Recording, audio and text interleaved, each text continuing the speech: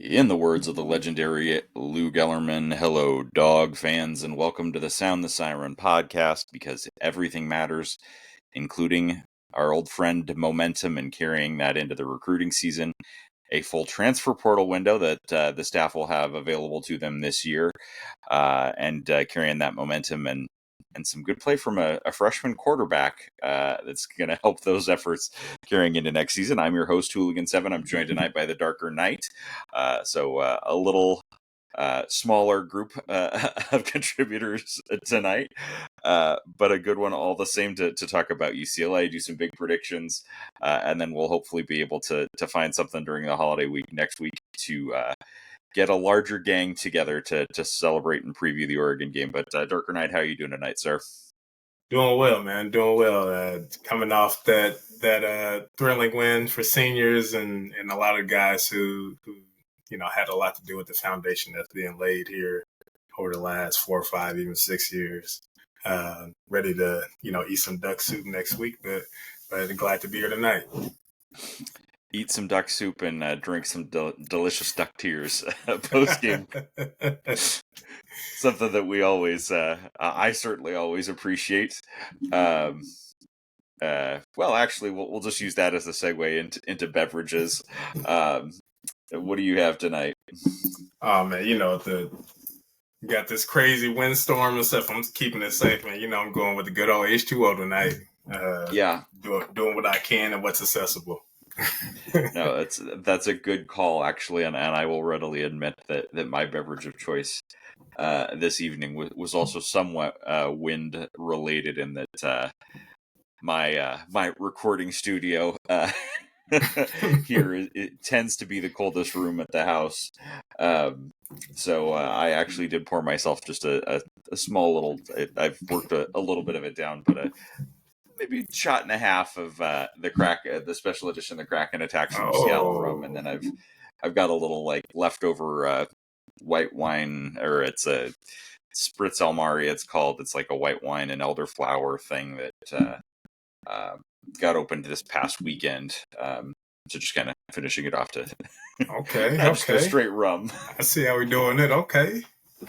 Like I said, the rub was just, it's to keep me warm because I'm freezing. I've got a fleece lined jacket on. It gets cold in here. So that's beverages, of course, as a podcast, and we are on Twitter, Instagram, and YouTube at Sound the Siren UW. Please subscribe and leave us a 5-star review on Apple Podcasts or wherever you are listening to our show. If you're watching on YouTube, please like the video, hit that subscribe button to get notified when we post new content. If you'd like to support Sound the Siren, you can do so at podcasters.spotify.com/pod/show/Sound the Siren pod UW/support. We are also, of course, a proud member of the College Huddle. Please check out other College Huddle pods and thecollegehuddle.com. And also, of course, College Huddle is on Twitter at College Huddle. But without that, and speaking of Twitter, any stupid tweets that bear mentioning this evening? None off the top of my head, but I'm sure you have at least a couple. I do. I do have. I'm just gonna say it's at all of SEC Twitter for. They've been coming after me about. I posted today about let's just say that the lack of bravado from the vast majority of the SEC in terms of scheduling in the non-conference. And the funny thing is that it's Texas, Georgia, and Alabama fans that have been in my mentions, and I'm like, you guys aren't the problem.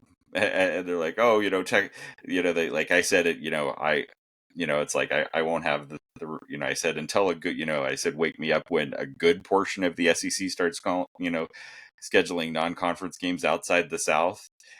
And so many people were like, well, Texas played at Michigan and Alabama played at Wisconsin. And I'm like, last time I checked, I mean, I know math can be a little different down south, but last time I checked, 2 of 16, an eighth, is not a good portion. I mean, next Thursday, Darker Night, are you going to be happy with an eighth of a slice of pumpkin pie or of apple pie? I mean, or an eighth of an eighth of a turkey drumstick. What are we doing? Come on now.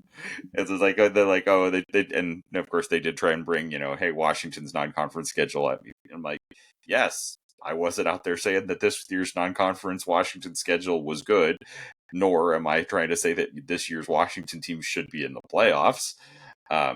But within the last decade, if we check the record, Washington has had traveled to 2 games at Rutgers in a non-conference. This was scheduled at a time when Greg Schiano was there the first time, and they were good. Yes, they fell off the face of the earth by the time we got there. We played Michigan State in the non-conference. Again, a time scheduled that was agreed to at a time when Michigan State was pretty good. Didn't end up being very good by the time those games came around at Michigan. I know you and Hood made the trip in 2021. We had home and home scheduled with Wisconsin and Ohio State that got canceled because they backed out, and we played on the road, or it wasn't a road game at Auburn, but we played Auburn in Atlanta, and yeah, that's a neutral site. Come on, Yeah, man. I'm sure they struggled to get there.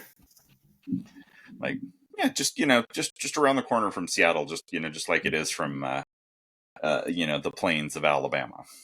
Wake me up when Alabama doesn't schedule their annual game against, Mercer, the Citadel. Mercers of the world and Citadels. Like, come on, what are we doing? These are churches and middle schools. Yeah, like what are we doing? It's like, and not to mention, and like, yes, it's a factor. It's like, yes, of course, at the point that I had to explain to some of them, it's like maybe the reason the SEC always has 5 or 6 top 20 teams is because they don't. A lot of the and I'll give Alabama credit. Alabama went and played USC in Dallas a few years ago. That went well for SC. But there are teams in the SEC that will challenge themselves. I'll give Georgia credit. Like, Georgia hasn't left the South since 2017, but they have they scheduled games with Clemson. They scheduled a game with Boise State back, in kind of Boise State's somewhat heyday. Like, it's respectable. They'll challenge themselves. Mm-hmm. But that's not going to carry the water for the rest of that league. And Georgia themselves has not left the South for a non-conference game since 2017. Like, let's... there was a Texas fan that's like, oh, like, somebody's got Minnesota scheduled. And I'm like, yeah, that's a real... Ooh, that's... You're doing something. Like, you're like, hey, there's 8 SEC teams that are 6-0 to start the season. And I'm like, because they ain't played a damn soul. Let's play a little. Yeah, look at the combined record of those teams they're playing and get back to me. Yep, exactly. All right, well, let's move along into Husky Couture. I did want to shout out, there is a new piece of gear from our friends over at Home Field Apparel. It's a Washington Huskies retro script snapback. Looks a little bit like that. I happened to see that the other day, so that's going to be what I'm going to shout out this week. How about you? Anything that you've spotted recently? If all Husky fans right now, nothing actually show on the phone, but if you actually go right now to Simply Seattle, they're doing a purge of a lot of really cool Husky gear, where you can get a lot of stuff discounted. Some really cool merch to stow away for next year's spring. A lot of stuff that's going to be really good when the weather starts warming up. Stock up on all that stuff because, once it's gone, it's gone. They're not going to restock. Yeah, I know. I'm so tempted. There's like a Mitchell and Ness 3/4 sleeve like baseball tee with that old kind of mid into late 90s UW and the dog, and I'm like, might be calling. It might be calling. It's calling my name, but I've got a fair bit in the closet as it is, and and gifts still to buy for people other than myself. Oh my goodness! Tell me about it. If only we could all, just have an unlimited budget to shop for ourselves, right? Man, especially with the holidays right around the corner. I can't even think about myself, man. Yep. But the kiddos are gonna be decked out in Husky gear. I believe that. That's definitely the way to do it. All right. Well, let's go get in and talk about UCLA. Certainly. I'll just say it for myself. I was relieved that it was, it wasn't a perfect, but it was more comfortable than we've seen in a while. We did finally get back to the 30 burger. But what did you see this past Friday night? It was funny coming off of, last obviously couple of games, just seen a lot of inconsistencies, and I don't know what it is about playing at home. I get it was juiced up, it's senior nights, a bunch of stuff going on, but it just seemed like the intensity and the details were there. I mean, we could have avoided some early, things where we kicked ourselves in, in the foot and all that kind of stuff. But being able to see, defensive stars or up and coming stars that we kind of are projecting like really flash and show. I think pretty much all of the youth that we have on this team were on display, and they actually help, really bring this home for the seniors, notably Damon, Mr. Davis, and, some of the other key guys. But just seeing like the nucleus of what we have, and you kind of can see that what Jed's trying to build, and if this is the floor, it's exciting for sure. Yeah, I guess it does bear one. It's not a stupid tweet, but again, shout out to EA Sports and not having Husky Stadium in the top 25 toughest environments in college football, and like 20 in a row. I mean, it's easy to win up there. Just cake, really. That's just so disrespectful. I just can't believe they did that. It's like, who they ask, ESPN or excuse me, SEC ESPN. But man, it's definitely a good win. The future is very, very promising. Certainly encouraging. Obviously, I think one of the flips is significantly less likely. With news that came today, but getting Andrew Marsh and Donovan Ologbode back on campus for visits shows the staff is still doing some work. I think I would certainly, in reading tea leaves with the Michigan executing the flip of Bryce Underwood from LSU, I certainly think that will significantly help their chances in retaining Mr. Marsh. But if I gotta say it, if you're Donovan Ologbode and you've got Raiden on your team, you got to be looking like Damon Williams, or I mean, you look at Missouri. Like to talk briefly about recruiting, it's like you look at Missouri and they've got Theo Weiss and Luther Burden, and like, what have they done with that? They're gone. They're gone, but like, what have they done? Like critical underutilization. So it's like, yeah. I mean, granted, we have been doing a little yelling all year about hey, that Jeremiah Hunter exists. He's somewhere out there. He's somewhere out there, but even our passing game has been miles more consistent than Missouri. So Donovan, come on north. We'll give. You saw what Husky Stadium is like basically every weekend. So. You saw the floor of what Husky Stadium is. You hadn't seen like where it could be and where it's headed. Absolutely. Anything else that you saw, or any concerns for you coming out of that game before we award the any concerns? I know. I mean, offensive lines. They're doing what they can. Guys just seem really beat up. It seemed like somebody gets nicked every game in some way, shape, or form. But it was good to see, D'Angelo get back in the game after briefly exiting the game. Really showing his toughness, especially knowing him being a senior. Other than that, I didn't really see any. I mean, I seen more promise than concern, to be honest with you. In all three phases. I mean, the confidence Grady had when he went out and hit his skate, it kind of had me raise my eyebrows in a positive way, like, oh, okay. Like, yeah, that was a no doubter, like what we expect from you, which was positive, but I'm sure we'll get into it, but just kind of seeing like the poise and maturity of Damon when he got in there, and really showing like some command, and not only that, but just playing smart, knowing when to get down, knowing how to extend efficiently. Just showing how electric he is and what he can do to this offense. I think his presence alone is going to help put up points moving forward. And then the defensive line just playing on their side of the field, and really making an impact, having that true edge.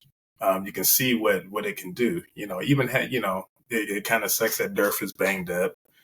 Yeah, hasn't been able to show us what he can do all season. Yep. Show flashes, but we really don't know. Hopefully we get another year of him. But if we compare him with Deuce Davis and with what we've seen from Isaiah this year, Lance, you still have a really good nucleus of pass rushers coming back next year.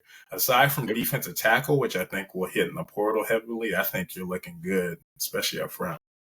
Yeah, and I think really, I think one of the things to that point that I think is really encouraging, again, like with bringing Olagbode and Marshall, is that, from everything we're seeing, the Motley Future is stepping up their game to match the effort that's being put forth by the staff.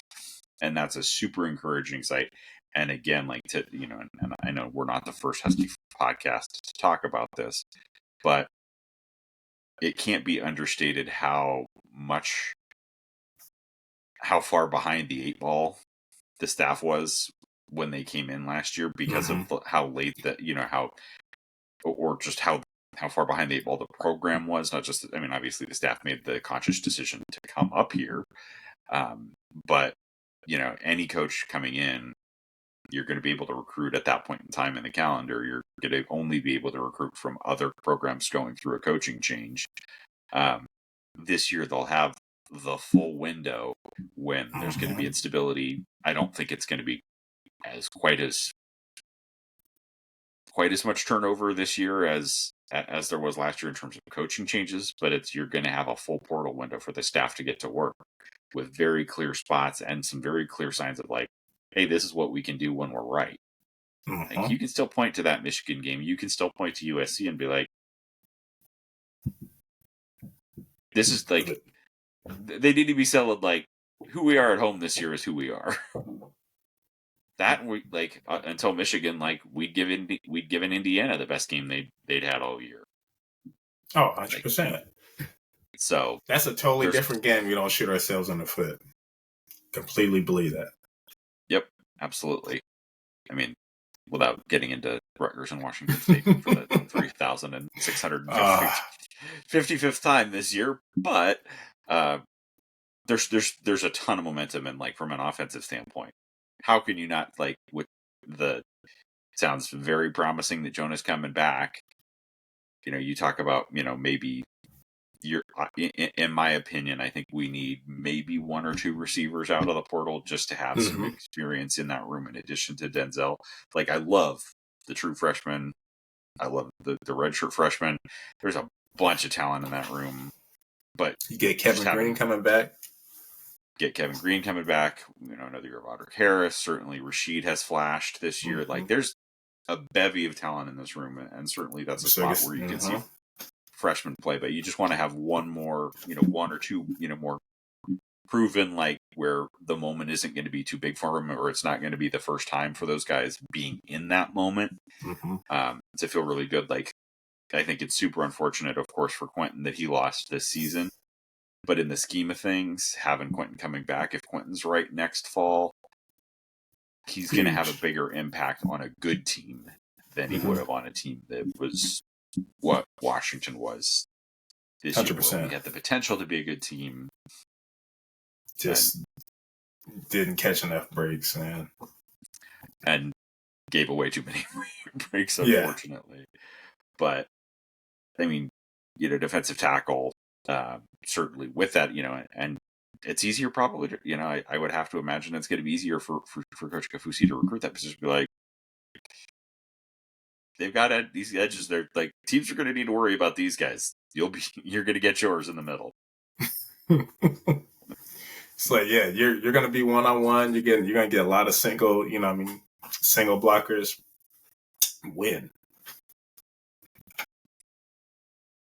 Well, I do have a suspicion that the Purple Helmet Awards are going to be unanimous. But I will let you take the floor.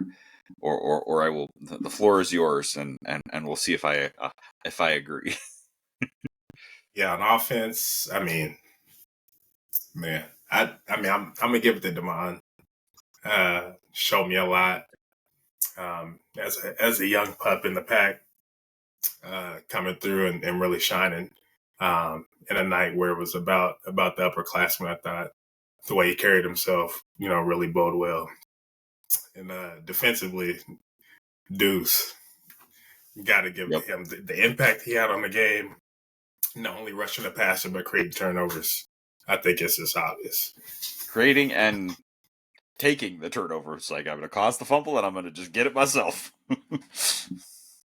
I absolutely agree with you there. I mean, I think if you go back and look at Damon's high school tape, that escapability and like that magician capability that he has certainly shows up. But like that one play where like he could have been dead, he was dead to rights 2 or 3 different times, and then it's an 8-yard gain.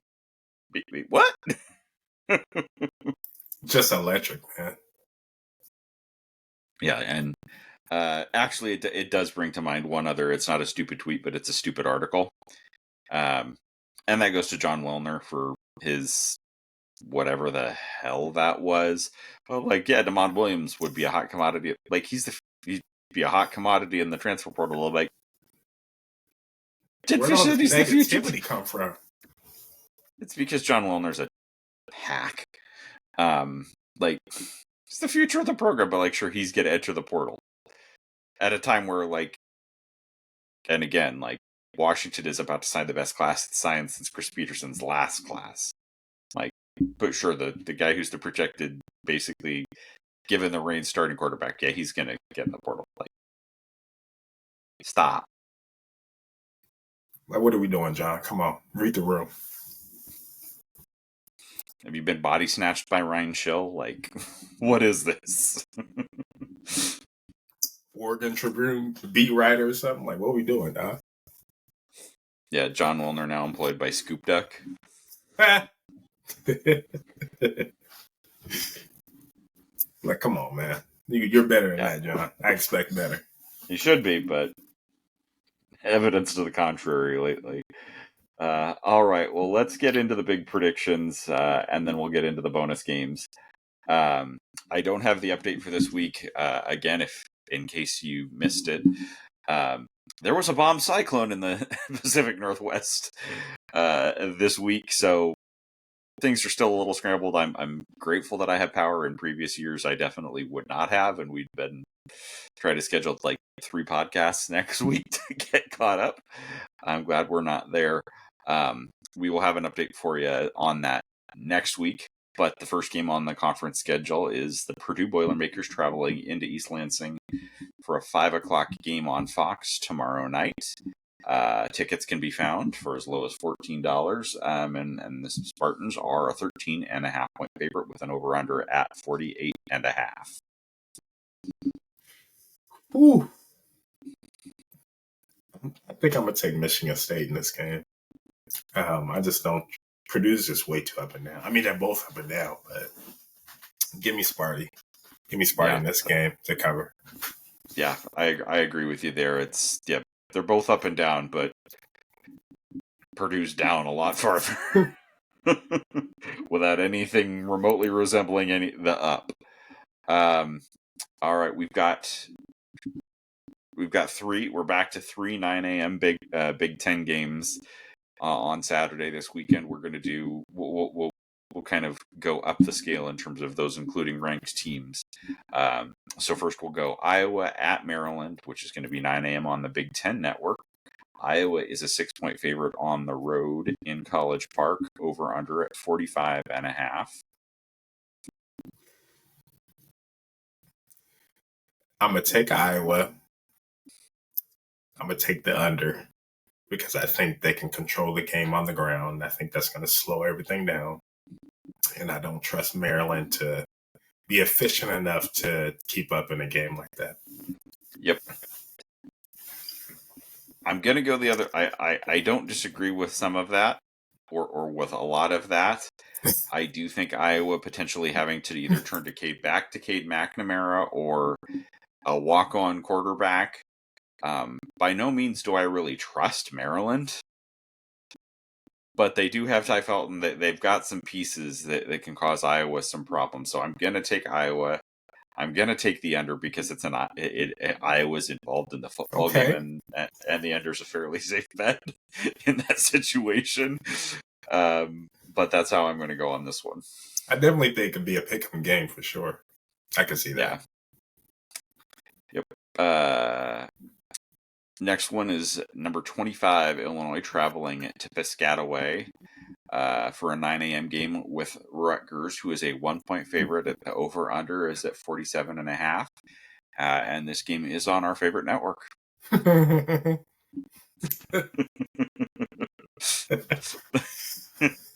Pretty bird. Pretty little bird. DJ, where you at? DJ Tugs, come on back. Oh, man. I'm gonna take Illinois to win outright. I just think Rutgers has kind of hit a wall since like week 7 or so, where I just think they can be had. If Illinois is efficient, I think they can go in and win. Yeah, I agree with you there. I think Rutgers has been kind of a little bit of a Jekyll and Hyde team, kind of like we have in some ways, although not with it's not necessarily the home and road split. But I do think, I think Illinois has, while they've had some struggles this year, they've been consistently, certainly a fairly consistent team. 3 cheers for redundancy there. They've been consistently a consistent team. It's late. Forgive me, y'all. I would say that they've been consistently a fairly productive team, except for when they had to play, a level up in competition. A significant, level up in competition. So I'll take Illinois as well.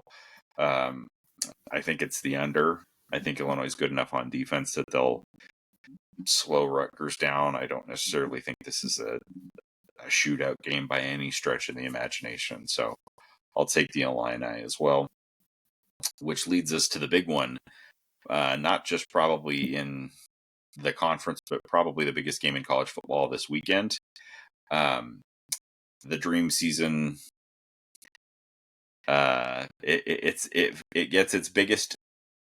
gets its biggest test, and that's number 5 Indiana traveling to number 2 Ohio State, who is a 10.5-point favorite. The over/under on this one is 52.5.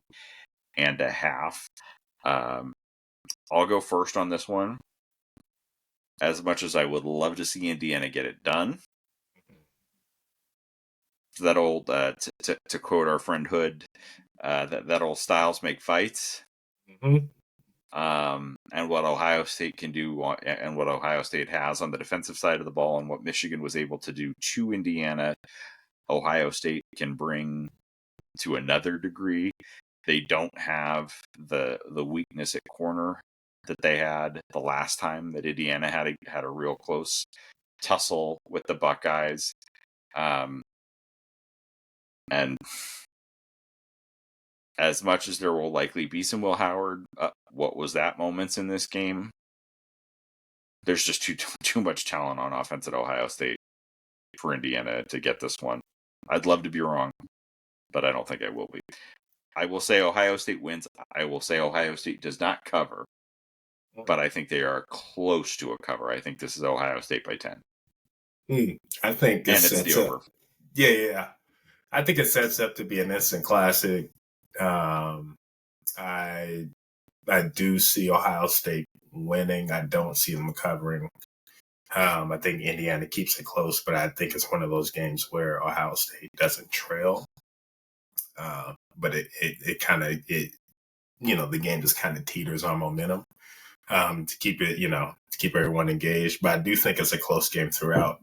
I just think Ohio State has just enough to keep Indiana away at bay. I think I can see them winning by a touchdown or like 6-point game.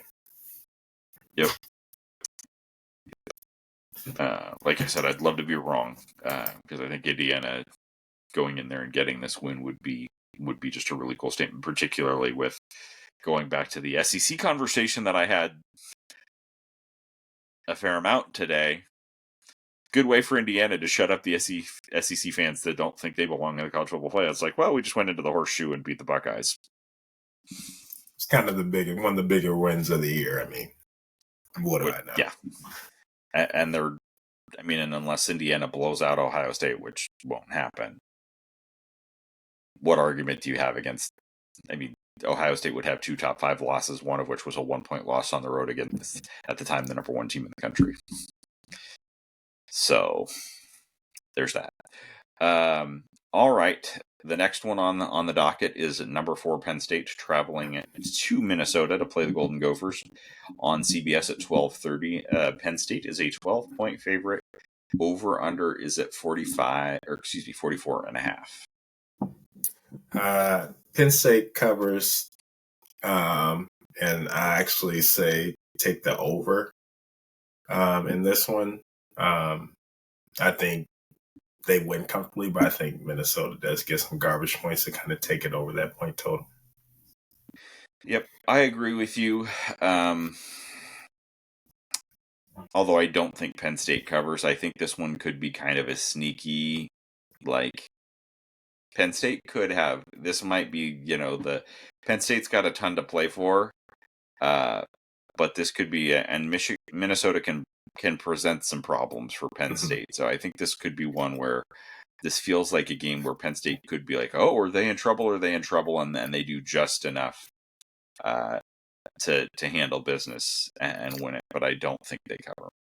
Yeah, I think Minnesota in this game, they've been a team that capitalizes on a lot of turnovers, but Penn State plays pretty efficient. They don't really put the ball in harm's way a lot, which I think kind of leans more towards Penn State in a game like this, where I think they can kind of do whatever they want offensively, and I think defensively they're just too good up front for Minnesota right now. That's why I kind of see the game. Yeah, no. I very well could be wrong. It happens quite regularly. All right. Northwestern at Michigan. This one's a 12:30 kick on Fox Sports 1. Michigan a 10.5-point favorite. Over under at 36.5. Jeez. Man. I say 36.5, huh? I say take the over. I can see this game being a 21-17, 27-20, type of game. Well, I think it's close and interesting for what it is because Northwestern plays it close to the vest. They're not going to do anything crazy. But at the same time, they have nothing to lose. So we may see something, This one would rank right up there for this weekend as one of the funniest outcomes. Is Michigan flips a $12.5 million quarterback and just the bomb loses at home to Northwestern. Saturday. Oh my goodness! Yeah, I think Michigan wins, but yeah, I think we can go over. They take the over for sure. Yep. I agree with you there. I think Michigan. Yeah, I do think this is a Michigan win. I think it's a Michigan win and not cover, but I think it's Michigan by a touchdown or 8 points or 10 points. And, I see that. Again, I just missed the cover. All right, the next one we could label, or the next 2 games on the slate, we can label who wants to be bowl eligible. Oh, jeez. With a 12:30 kick on Big Ten Network, and that's Wisconsin at Nebraska. Let me just double check. Wisconsin may already be there, but no, Wisconsin is not there yet. And Wisconsin has this road trip to Lincoln and a home game against Minnesota left. The Cornhuskers have this one at home against Wisconsin, and then they have a trip to Iowa City. So, who wants to go bowling? I think. With better quarterback, the Huskers are a 1.5 point favorite. Yeah, the Huskers are a 1.5 point favorite, and the over/unders at 42.5. Ooh. Okay, I see what Vegas is doing. I'm going to say take the under. I think if Wisconsin had better quarterback play from Brady Locke, they would have beat Oregon. I think he's holding them back offensively and ended up getting their offensive coordinator fired, even though I think he called a hell of a game. They just didn't execute. And for that reason, you're playing against a Nebraska defense who's going to be pissed off coming off a somewhat embarrassing loss. And I think it could get ugly. Mm-hmm. Yeah, I also... To go back to stupid tweets, shout out to all the Duck fans that were complaining about the officiating last Saturday. Woo, woo. Or maybe it was just bad on both sides, which has actually been the case quite frequently for the Big Ten this year. It's just like, what is this officiating? But there were definitely some calls in that game that were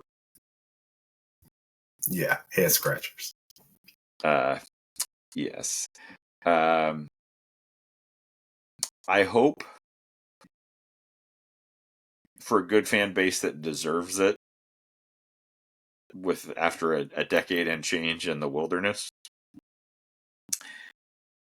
I'm going to go with my heart, not necessarily my head, and I'm going to take the Huskers to cover, get themselves bowl eligible for the first time in a long time. But we'll see. That is not a hooligan lock pick by any stretch of the imagination. That's not a olive branch, but we'll see. Yeah, I'll take the Huskers, and I'll hope it's the Huskers. But like I said, there's not a ton of confidence in that one, and I think it's the under because of the both teams have new offensive coordinators. Obviously, Wisconsin very much struggling to score against a good defense, and Nebraska still somewhat qualifies in that regard. Yeah. All right. Finally, and this is also one that qualifies as a who wants to be bowl eligible, because UCLA has this one and Fresno State to get to bowl eligibility. They're 4-6. The Trojans, I believe, are at 5-5 with this one, and a much more unlikely chance at a victory against a top 10 Notre Dame team, although granted that is in Los Angeles. And so that is it's USC at UCLA, 7:30 p.m. on NBC.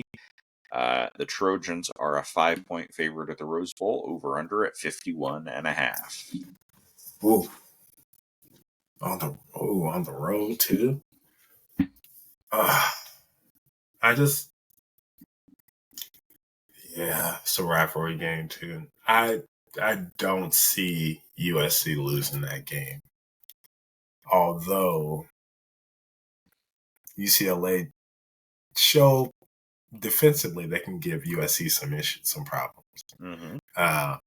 Based on style, like our friend Hood would say, styles make fights and/or games. So if you get pass happy against a team like that, because they're going to make you one dimensional anyway. Really, we saw up close how good their run defense is. So you put the ball in whoever you want to at quarterback, whether Maeva or Moss, whoever you want to put back there. It could be a long day. So I think it's going to be close. Lincoln Riley is going to get pass happy. He is. I think USC edges out a really close, somewhat low-scoring game. Yeah, I think I agree with you. I don't think this one's particularly pretty. I think there's turnovers aplenty in this game. Jaden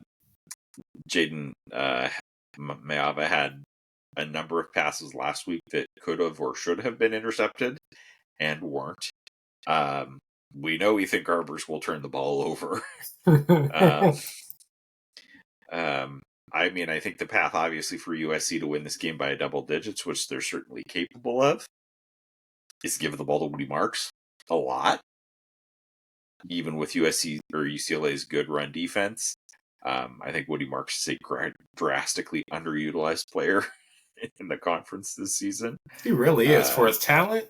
They could have done so much more with him. Yep. I will. I'm going to agree with you. I'm going to take the Trojans. I'm going to take them to cover, but I will say it's the over, and I think it. I think this one could turn into a little bit because of the turnovers and some short fields. Could be I see what you. Yeah, I can see that. 42-31, 41-27 kind of game. Oh, you got it. Okay, so you got points being scored aplenty. Not necessarily pretty points, but points. All right, moving into our bonus games, and we'll certainly give our colleagues a chance to jump in on this one, and we'll and just have them post their picks on their various Twitter timelines. But the first one we'll go to is we're going to do we'll give the bonus games a distinct Pac-12 flavor this week, and we'll go first off to number 14. BYU at what has been a house of horrors for the University of Washington over the years, and that's at number 21 Arizona State. The Sun Devils are a 3-point favorite. Over/under is at 48.5. Give me ASU to cover and take the over. Yep. Both teams will be scoring, but ASU, especially at home, looks really good under Kenny Dillon.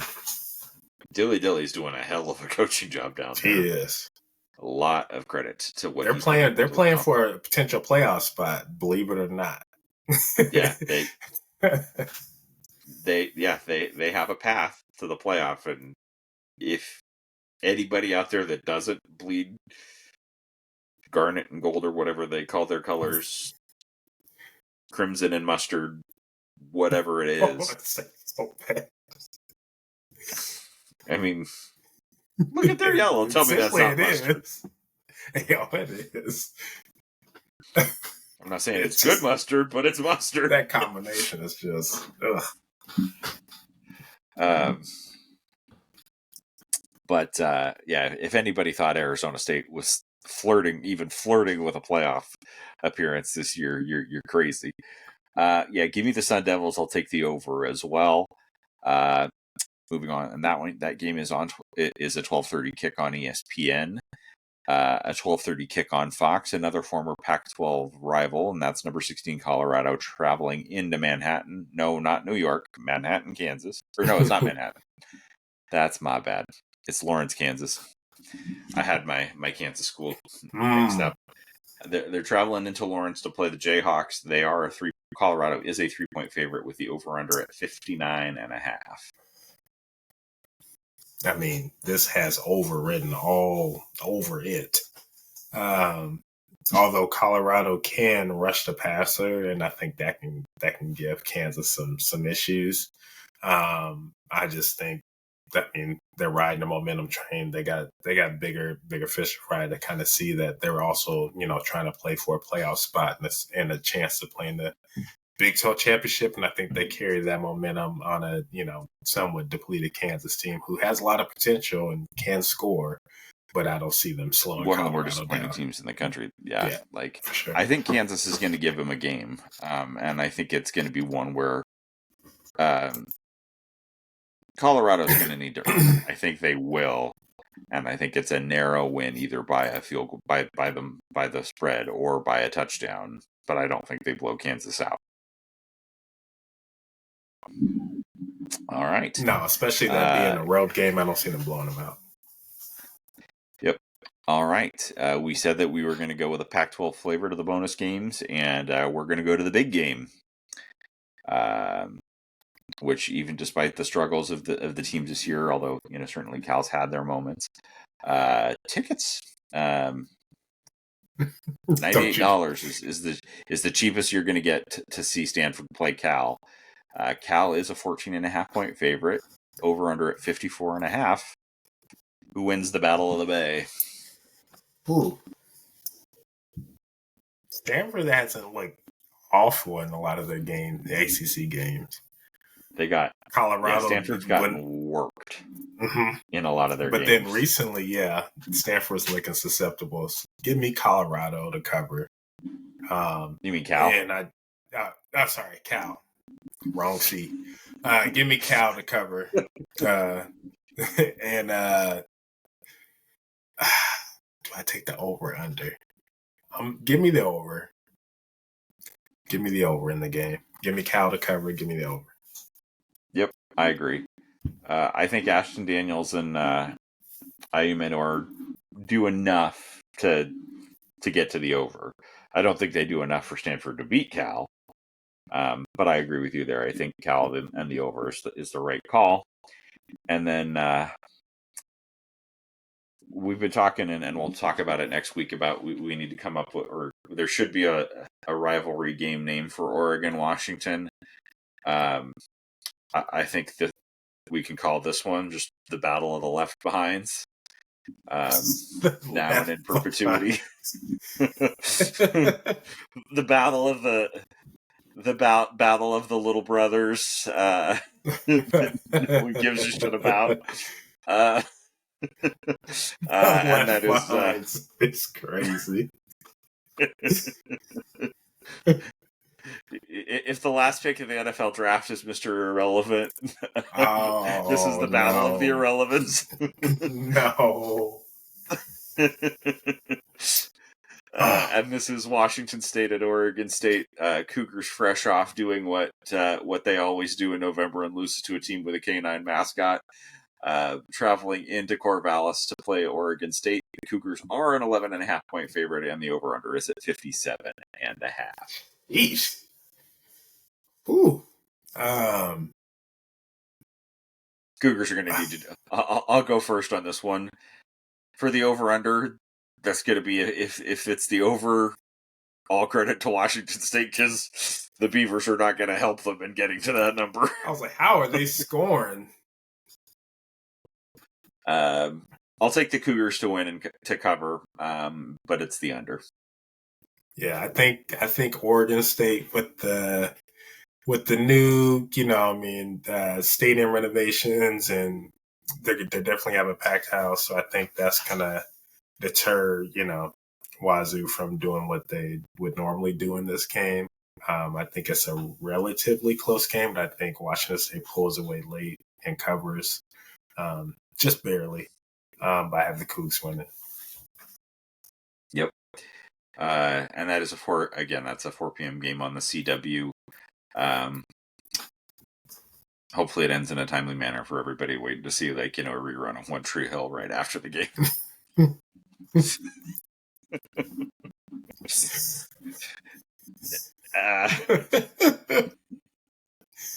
Followed by Brandy, playing Moesha. And I don't know what's cheaper, the cable to watch the game or to go see it for $19. It's so bad. Oh, it's so bad. Oh. And with that, we'll call that one a show. We'll be back next week to preview Oregon. We're also working on an interview with another current Husky football commit. We'll have some basketball coverage coming up soon. Thanks for listening. Go Dogs. Go Dogs, baby.